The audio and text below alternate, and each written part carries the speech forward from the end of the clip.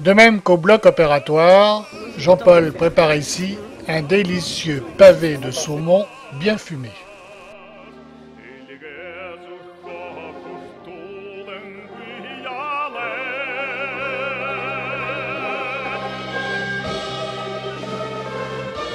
Le transmongolien suit la route des caravanes de thé qui reliaient Beijing, ou Pékin, à Moscou au XVIIIe et XIXe siècle. Il ne fallait pas moins de 40 jours à l'époque pour effectuer ce périple de 8000 kilomètres.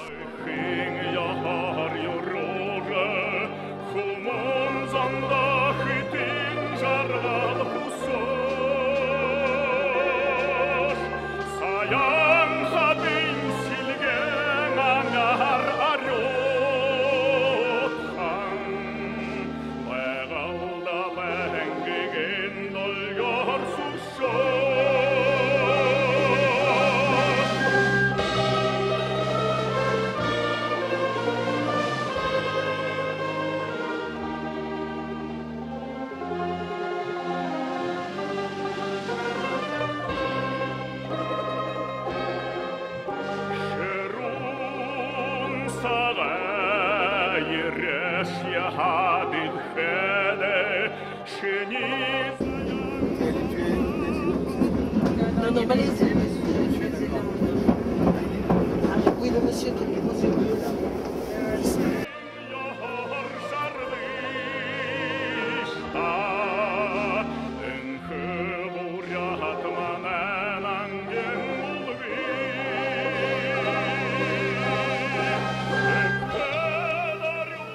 À Naouchki, le passage de la douane russe dure plusieurs heures. Le temps d'aller jeter un œil derrière la gare. La procédure se répète ensuite à Sukebator, côté douane mongole. Au total, pas moins de 6 heures d'attente.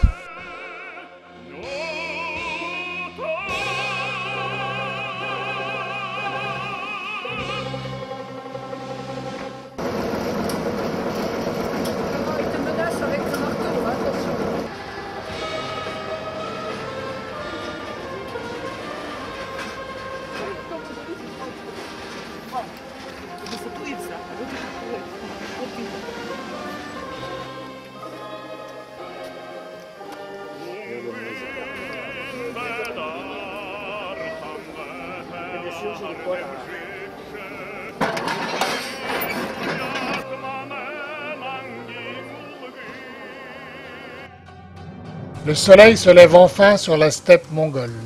Les forêts cèdent la place au pâturage, passé du vert bien connu au beige bien brûlé après l'été.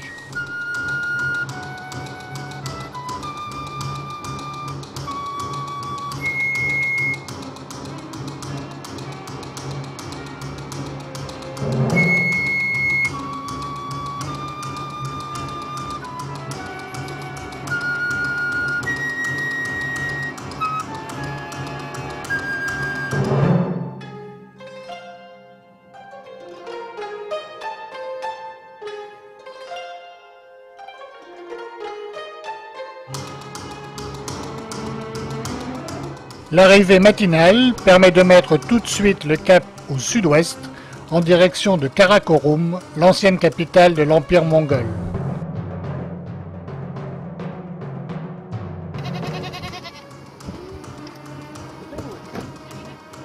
Les 4 variétés de chèvres qui fournissent le Cachemire posent de vrais problèmes écologiques, car elles arrachent l'herbe, provoquant ainsi une irréversible désertification.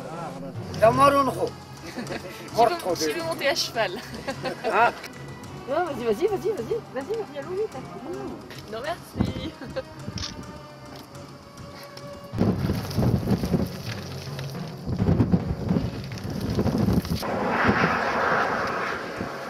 Moi, je pensais coordonner, monsieur.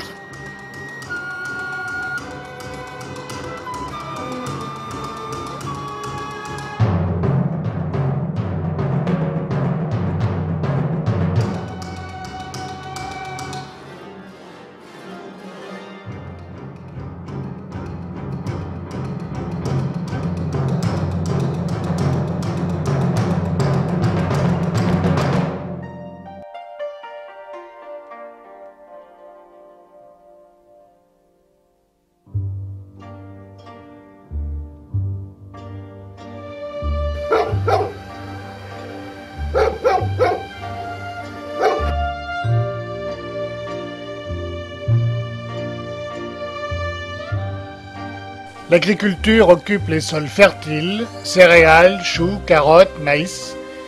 Mais c'est l'élevage extensif qui domine, les Mongols déplaçant leurs gers ou yourtes 4 à 6 fois dans l'année. La gestion des pâturages est coutumière. Les améliorations génétiques apportées par les Russes au cheptel ont toutes échoué.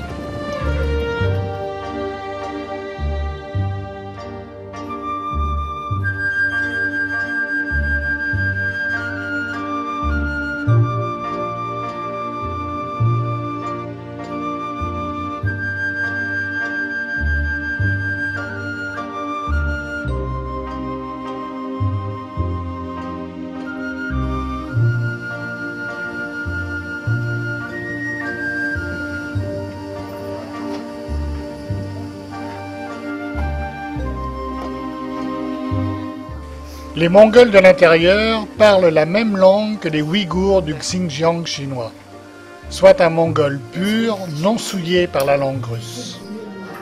Premier mot. Oula, c'est loin d'être fini. Parce que là, quand vous parlez.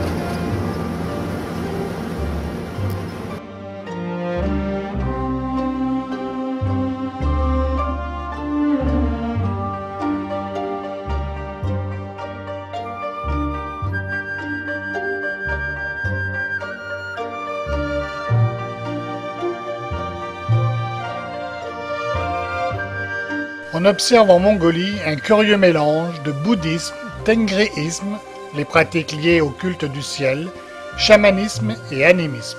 Et tout cela fonctionne.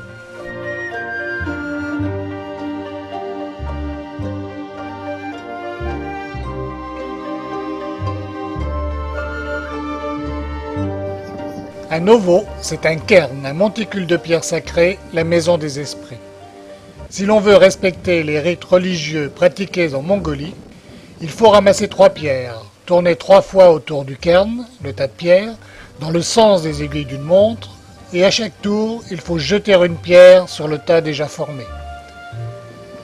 Les Mongols s'arrêtent devant tous les ovos qu'ils rencontrent sur leur route, qu'ils soient à pied, à cheval ou en voiture. Les tissus qui flottent au vent facilitent l'envol des prières provenant des esprits.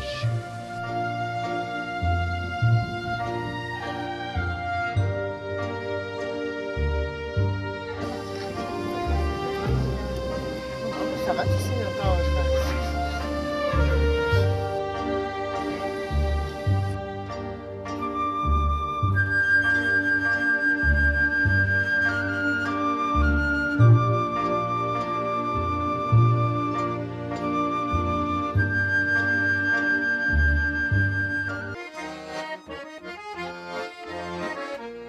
Petit-fils de Gengis Khan, Kubilai est né en 1215, durant l'année de la prise de Pékin par Gengis Khan, qui la détruira complètement. Il succède à son frère comme grand khan des Mongols en 1260. Karakorum était sa capitale. Sur la colline, la tortue en pierre, vestige de l'ancienne capitale impériale, domine Ederné-Zhou, le plus ancien monastère de la Mongolie. Ces cairns de pierre ou ovos remonteraient au 1, au 2e et 3e siècle. Ceux-ci enterraient leurs guerriers morts sous des tas de pierres.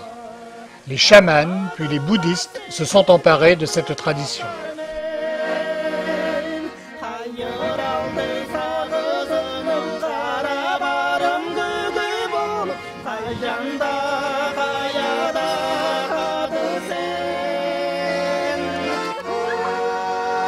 Couleur avec le soleil.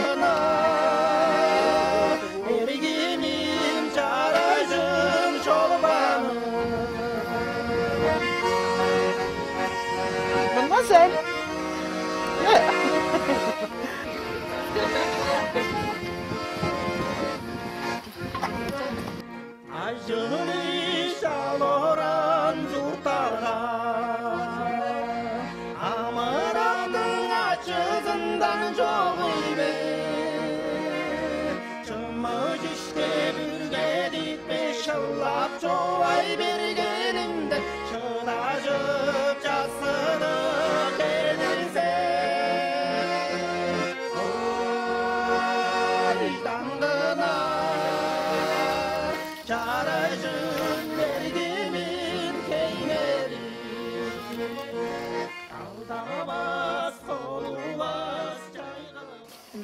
avait déjà décidé d'apprendre le russe et depuis, il vient régulièrement, plusieurs fois par an, un mois. Il séjourne dans ce village, chez la dame en question, pour perfectionner son russe.